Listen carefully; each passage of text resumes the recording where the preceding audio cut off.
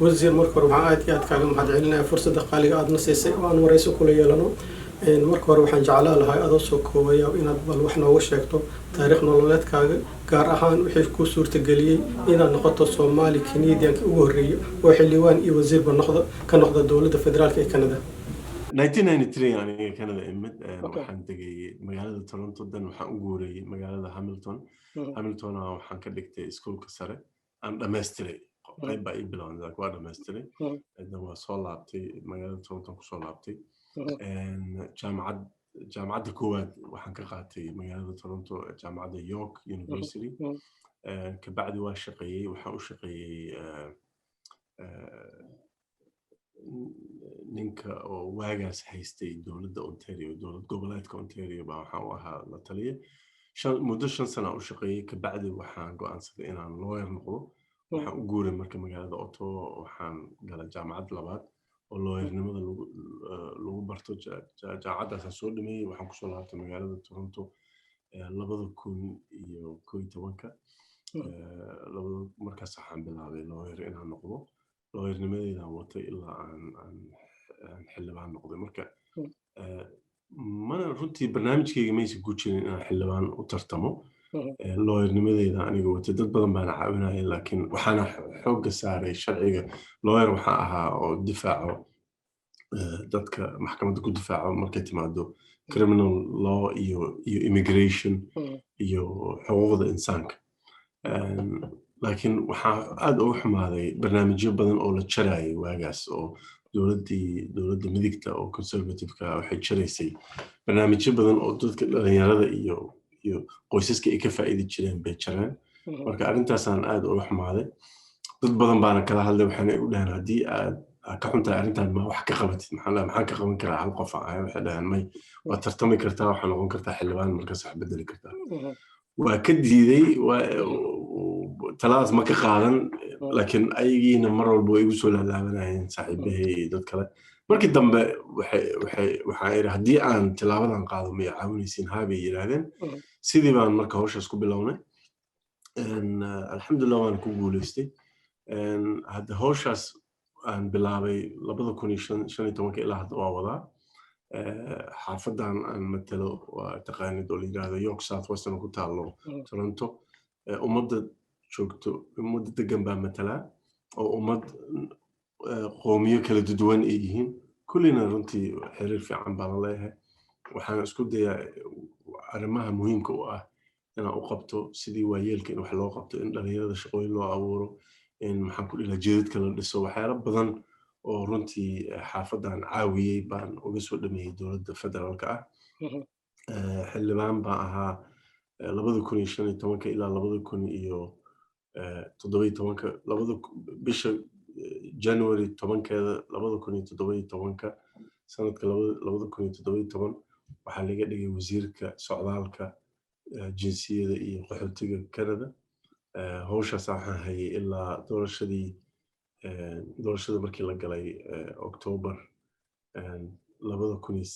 sanadka 2019 markii doorashadaas aniga waa ku guuleystay dowladdeena waa ku guuleysanay waa soo laabanay ra'iisul wasaaraha wuxuu siiyay wasaarad cusub buu mas'uul iga dhigay wasaaraddan waxaa la yiraahdaa wasaaradda qoysaska caruurta iyo horumarinta bulshada waana wasaarad aad iyo aad muhiim u ah waxay mas'uul ka tahay guryaha waxay mas'uul ka tahay in faqriga lala dagaalamo waxay mas'uul ka tahay arrimo aad u badan oo runtii muhiim ah oo barnaamijyo badan baa hoos imaanaya wasaaraddan wax badan beena ummadda u qabataa wasaaraddan wasiir maxaad noogu sheegi kartaa miisaaniyadda dowladda federaalka ee Canada sanadka 2021 gaar ahaan midda hoos timaada wasaaraddaada miisaaniyaddan runtii wax weyn bay ummadda taraysaa waxayna xoogga saaraysaa sida loo caawin lahaa shaqaalaha sida loo caawin lahaa ganacsatayaasha sida loo caawin lahaa ururada samafalka sida loo caawin lahaa caruurta iyo qoysaska iyo dhalinyarada marka kulligood baan soo koobayaa dhalinyarada waxaa loo qoondeeyay 5 bilyan iyo 700 milyan oo dollar waa $5,700 milyan in la geliyo in mucaawinaad la siiyo dhalinyarada in shaqooyin loo abuuro 215,000 oo shaqo oo full time baa loo abuurayaa dhalinyarada. waxaa kaloo loo abuurayaa 220,000 oo shaqo oo Canada summer jobs ah oo ayaga naftigooda muhiim ah. iyo lacago kale waxaa la gelinayaa shaqooyin oo training ah in loo furo tababar oo isku bedeli doono shaqo. iyo arinta muhiimka kale meesha soo gelaysa waxaa waaye in lacagta deynta ahaan lacag waxaa jiro deeq lagu bixiyo oo la rabin oo lagaa rabin inaad soo celiso oo ardayda jaamacadda iyo college-ka loogu talagalay. lacagtaas waa kordhinaynaa $3,000 baa ardayga la siiyaa sanadkii. taas waxaan ka dhigaynaa $6,000. marka arday badan oo u baahan mucaawinaadaas baa ka faa'iidi doono. arinta kale oo aad u weyn aan soo kordhina waxa waaye xanaaneynta carruurta. $30 bilyan baa la gelinayaa barnaamij oo xanaaneynta carruurta fiiska lacagta la iska qaado in la yareeyo si waalid badan oo awoodan ay u helaan fursaddaas. carruur badan baan fursaddaas helin oo ayna u badan yihiin carruurta oo ka yimaado guryaha danyarta. marka arrintaas waxbaan ka qabanaynaa. dad badan bayna caawin doontaa. waayeelka lacagtooda waa u kordhinaynaa. waayeelka siiba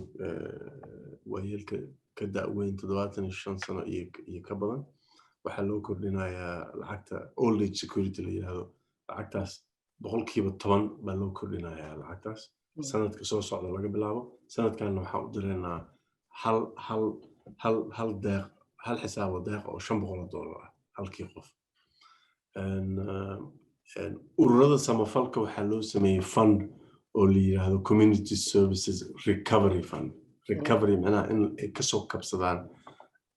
covid ayna ku xoogeystaan waqtiga covid markii laga soo wareego. fundkaasna waxaa ku jiro $400 milyan. $400 milyan waxaa loogu talagalay in lagu caawiyo ururada samafalka inay hawshooda sii wataan. ugu dambeyntii lacag gooniya waxaa loo qoondeeyey dadka Afrikaanka ah oo Canada degan $100 milyan khaas ahaan in ururadooda la geliyo oo samafalka ah. $200 milyanna loo geliyo qasnad oo lacagta dhaliso $200 milyan oo faa'iido ah. lacagta $200 milyan waxaa la gelinayaa qasnadaas maalgelin bay samaynaysaa. maalgelintaas faa'iidada ka dhalato waxaa lagu qoondeena waxaa la gelinayaa la maalgelinayaa ururada Afrikaanka oo samafalka ah oo waqti walba. marka fankaas wuxuu ku fiican yahay dowladda haddii isbedesho dowlad kale ay timaado ma taaban karto. waa fan ka baxsan dowladda. marka labadaas $100 milyan waa muhiim. waxaan kaloo abuurnay barnaamij oo lagu dhiirigeliyo communityda minority-ga in ay ka faa'iidaystaan kontraadyada iyo barnaamij inay ma aragtay contract ay ka heli karaan dowladda. qandaraasyadaas usually bacmustarada communityada Afrikaanka iyo communityada kale oo minority-ga ma ka faa'iidaan. ma yaqaanaan meesha ka bilaabaan ama connectionkaas ma laha. marka $87 baa barnaamij la sameynayaa oo u fududeeyo bacmustarayaasha dadkaas bacmustarka ah oo communityadaas ka yimaado in qandaraasyadaas fursad loo siiyo inay helaan. marka waana barnaamij aad u fiican sababtoo dad badan baa ka liibaani doona. dhaqaalaha waxay kicin doontaa communityada. dhanka talaalka cudurka COVID-19 ah horumar intee la'eg ayay ka gaartay dowladda Canada ilaa iminka? meel fiican ay maraysaa. Canada hadda waa markii loo fiiriyo percentage-ka dadka oo la talaalayo Canada waa number 1. in fact wadamada G20 labadii wiig oo la soo dhaafay Canada waxay joogtay numberka 3aad numberka 2aad hadda numberka 1aad ay maraysaa. xisaabta ugu dambaysa shalay la xisaabay. wiigan kaliya waxaa noo soo degayo 4,500,000 oo tilaal oo Pfizer iyo Moderna. marka meel fiican ay maraysaa. shacabka Canadian-kana waxay u duwan yihiin wadamada kale oo qaarkood. shacabka Canadian-ka badankood waxay u golyihiin in la tilaalo. wadamada qaarkood waxay hoos dib u dhacayaan because dadkiiba qaar diidan inay tilaalaan meelaha qaarkood boqolkiiba konton baa diidan inay istilaalaan marka Canada laakiin meel fiican bay maraysaa dowladda federaalkana waxay hadda waddanka keentay ugu yaraan 18 milyan oo tilaal by markii la gaaro bisha dhamaadkeeda June waxaan filanaynaa 48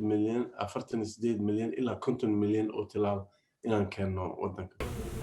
mar labaad wasiir aad baan kaaga mahad celinayaa waqtiga qaaliga aad na siisay adoo ka faa'iideysanaya fursadan maxaa intaa ku dar lahayd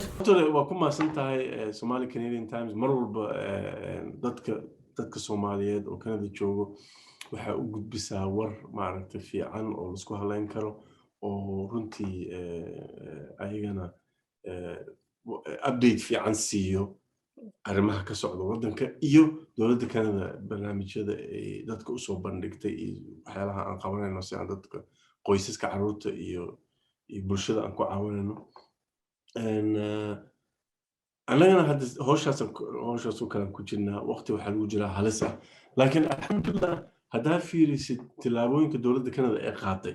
oo lagu caawiyo shaqaalaha businessyada businessyada boqolkiiba 75 mushaarka businessyada ay ku bixiyaan shaqaalahooda dowladda Canada hadda kabto businessyadaas badankood way xirmi lahaayeen laakiin hadda weli waa taagan yihiin waxayna ku taagan yihiin dowladda Canada mucaawinadeeda waxaasna waxaan u sameynaynaa dadka shaqaalaha ah in ay hawsha sii wadaan sababtoo haddii businesskaas la caawinin ay xirmato shaqaalahana guriga loo diraya soo ma marka waxaan rabnaa shaqaalahaas inay sii shaqeeyaan si ay isu dabiraan reerkoodana u dabiraan marka businesskaas aan taageerayno waxaan taageeraynaa reerkaas iyo qoysaskaas haddaa fiirisid dadka cudurka COVID-ka ku dhacay mucaawinaadaan u furnay Canada Recovery Benefit Allah ka dhaaf ayaga xataa haddaa shaqaynaysid cudurka adig kugu dhicin laakiin qof familkaaga uu ku dhaco oo shaqada aad joojisid si aad u xanaanaysid lacag baa lagu siinaya waxaa la Canada Recovery Care Benefit waana not only that June bay ahayd inay dhamaato ay ku ekaato waan sii kordhinay September aan ka dhignay marka dadka waa caawinaynaa ra'iisul wasaaraha Justin Trudeau wuxuu yiri dadka Canadianka dowladda hadda u baahan yihiin dowladda waxa dowladda loo sameeyay waa inay ummadda caawiso hadda u baahan yihiin more than any time marka kale way noo baahan yihiin laakiin more hadda u baahan yihiin businessyada noo baahan ururada samafalka u baahan qoysaskiiba u baahan shaqaalihii baa noo baahan xooggeena marka taasaan saaraynaa by the way taasaana waxay keenaysaa in laga soo laabto recessionkan the best way oo dhaqaalaha ku kordhin kartid oo xoog ugu soo laabto oo shaqooyin loo abuuro waa dadka inaa hadda caawisid because businesska hadduu hadda taagan yahay saas ku socdo COVID laga kabsado meeshaasuu ka sii wadaya laakiin haddii la caawino businesska uu xirmo in haddana la furo waa adagta proofkana waxaa ku garanaysaa shaqooyinkii oo Canada ay lumisay COVID pandemic markay bilaabmatay last year boqolkiiba 80 shaqooyinkaas waa soo laabteen hadda waa la soo celiyay because businessyadii waxay helayaan mucaawinaad Mareykanka boqolkiiba 50 soo laabtay shaqooyinkaas marka taas waxay ku tusinaysaa tillaabooyinka annaga aan qaadano Canada inay wax weyn dadka ka bedelayso ciid mubaarak wasiir waa mahadsantahay mubaarak busuri